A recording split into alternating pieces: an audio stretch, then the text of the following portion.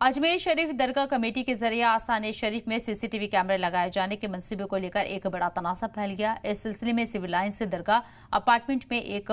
अहम मीटिंग हुई, जिसमें दरगाह के दोनों अंजुमन के नुमाइंदों समेत दरगाह कमेटी के नाज़िम मोहम्मद बिलाल और दरगाह दीवान के नुमाइंदे यहाँ सैयद नसीरुद्दीन चिश्ती शामिल हुए। आपको बता दें कि ख्वाजा साहब के आस्थान शरीफ में सीसीटीवी कैमरे लगाने के मंसूबे के खिलाफ खुदाम ख्वाजा में नाराजगी देखी जा रही थी और इसी को लेकर दरगाह कमेटी के जो जिम्मेदार लोग हैं उनके जरिए मशवरा किया गया, मीटिंग की गई। सब लोगों ने यहाँ अपने अपने बात को रखा।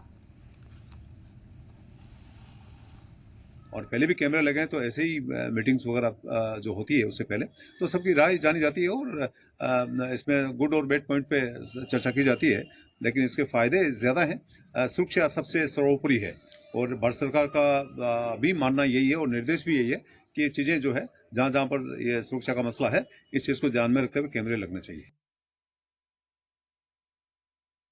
देखिए, कैमरा को लेके मीटिंग हुई थी, हमने कह दिया कि वैसे ही फिल्टर होके अंदर लोग जाते हैं, तमाम गेट्स पे कैमरास हैं, साहबजादी साहिबा के सहन में कैमरा है एंड इट्स इनफ, अंदर कैमरे का कोई प्रोविजन नहीं है।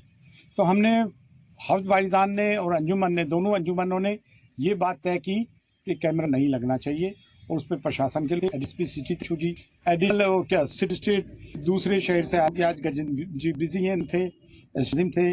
दीवान साहब के टीम थे, नसीरुद्दीन साहब, नजवी भी थे, इनके साहबजादे भी थे, हम सब। और हमने यही कहा कि देखें कैमरा लगना मुनासिब नहीं है और जैसा भी होगा हम तरफ से नो है।